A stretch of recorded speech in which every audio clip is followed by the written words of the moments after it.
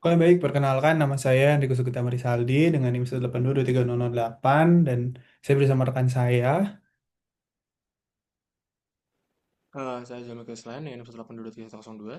dan pada kesempatan kali ini kami ingin mempresentasikan apa namanya microservice kami yang dibuat sebagai salah satu persyaratan pemenuhan tugas ujian akhir semester mata kuliah teknologi sistem dan integrasi. Nah, di sini saya akan menjelaskan kode dari API saya dulu, yaitu untuk watchlist, user watchlist. Jadi itu di sini ya di atas sebenarnya ini ada library-library yang dipakai dan di sini ada course-nya sendiri. Course ini sebenarnya buat apa sih? Jadi course-nya ini tuh untuk dia mengizinkan request dari semua origin dan juga mengizinkan metode-metode umum seperti kayak get, post, put, dan delete. Dan sebenarnya intinya ini tuh biar ketika kami deploy nanti, terutama karena kami mendeploy di Vercel tuh, Vercel-nya bisa akses API ini tanpa ada error course-nya. Kemudian di sini tuh ada apa namanya JSON parsernya. Jadi untuk request body berisi objek JSON yang juga ya wajib aja untuk endpoint postnya. Kemudian di sini tuh ada beberapa helper function yaitu untuk read dan write.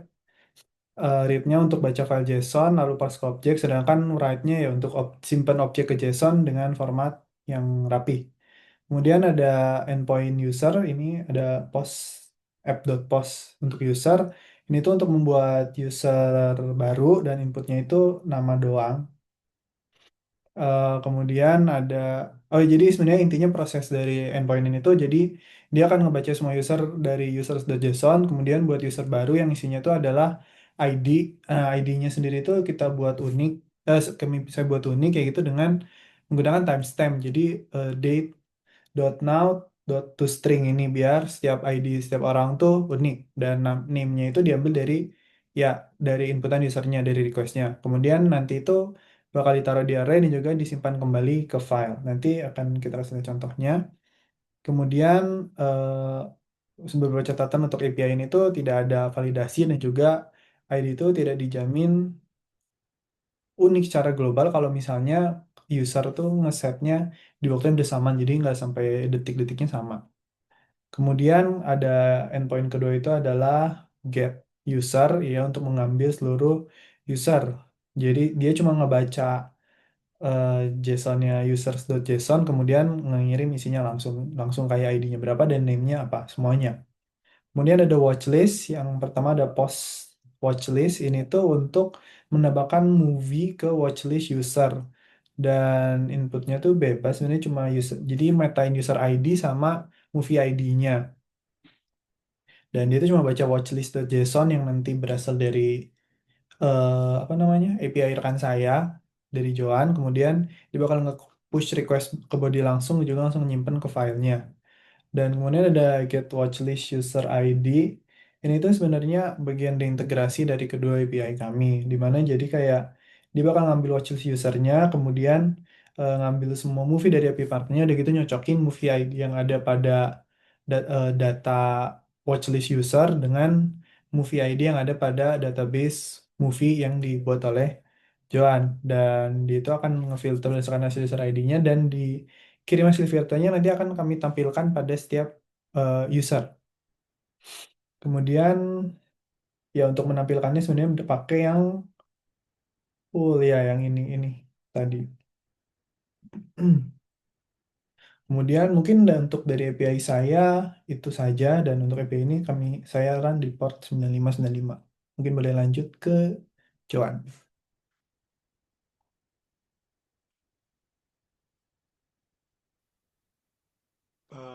Oke, di sini saya akan lanjut dengan API yang saya sudah buat sebelumnya. Saya izin share screen sebentar.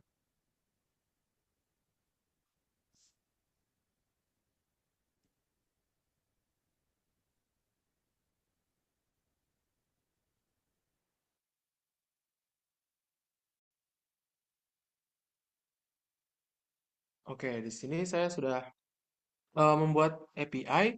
Di sini API-nya basically untuk menyediakan data dari sebuah movie katalog. Mungkin saya di sini akan menunjukkan database-nya dulu dalam berupa JSON. Eh, Di sini saya sudah membuat beberapa data terkait sebuah film di mana setiap filmnya terdiri dari ID, terus judul, ada genre, tahun rilis, rating, director, dan deskripsi serta poster dari sebuah API yang sudah tersedia di internet. Lalu ada database satu lagi untuk review, di mana di sini basically mengisi review dari beberapa orang yang telah saya buat. Di sini ada 4 review dan setiap reviewnya berisi ID, movie ID, user ID, username, rating, komen, dan log dibuat rekaman. Mungkin saya lanjut ke in eh, kodenya. Di sini terdapat MovieDB dan ReviewDB untuk membaca dari JSON. Lalu lalu terdapat write movie, read review, write review untuk mengedit atau dan membaca dari database JSON yang tadi saya telah tunjukkan. Lalu selanjutnya untuk API endpoint-nya di sini saya ada beberapa seperti untuk mendapatkan semua film ada get movies. Lalu untuk mencari dari ID ada movies slash ID-nya berapa. Lalu untuk eh, mengambil berdasarkan genre ada movie slash genrenya apa. Lalu ada hasil dari rekomen. Terus di sini ada based on rate. Tadi dari rating dari movie tersebut. Lalu eh, movie search by query di sini ada berdasarkan judul bisa di search. Lalu untuk post di sini ada post movie di sini untuk menambahkan ke dalam JSON tadi sesuai dengan data-data yang disediakan. Lalu ada put movies slash ID untuk mengupdate. Lalu ada delete untuk mendelete sesuai ID. Lalu ada oh di sini selanjutnya untuk review di sini ada get untuk mendapatkan semua review, get review by movie ID untuk mendapatkan review based on ID dari movie tersebut. Lalu ada by user ID untuk dapatkan review berdasarkan ID user. Lalu ada based on get average rating dari review. Lalu post untuk menambahkan review, put review slash ID berapa untuk mengupdate review berdasarkan ID tersebut. Lalu delete untuk mendelete review berdasarkan ID. Dan terakhir get untuk mendapatkan status dari setiap API-nya.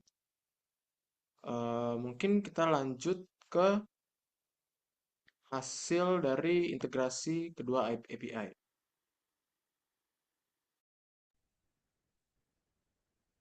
Oke, untuk hasilnya sendiri bisa dilihat di sini. Sebentar. Oke, misalnya di sini kami membuat front end simple di mana user nanti bisa login atau daftar. Misalnya kita login dulu. Eh, Ketika login, user bisa melihat, maaf, bisa melihat daftar movie katalognya dan juga bisa menambahkannya kepada watchlistnya. Di sini ditampilkan semuanya, ada posternya, judulnya, kapan rilisnya, jenis filmnya, dan juga ya semua data yang tadi dapat pada database. Dan ini langsung di-add ke watchlist saja. Misalnya menambahkan ini ke watchlist. Kemudian di sini akan muncul.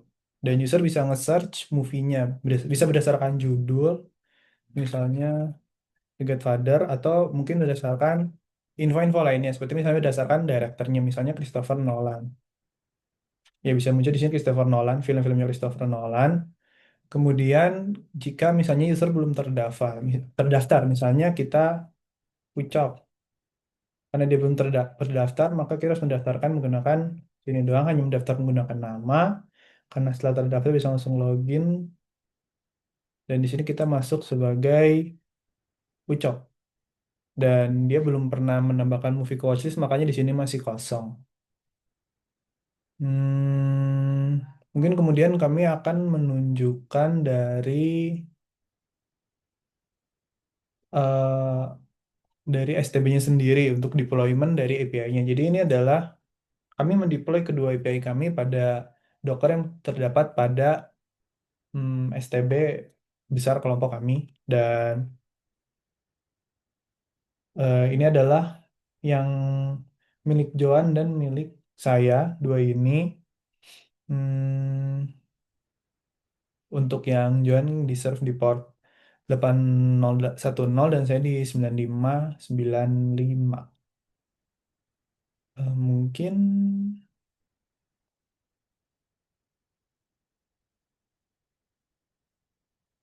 mungkin sekian untuk presentasi dari kami.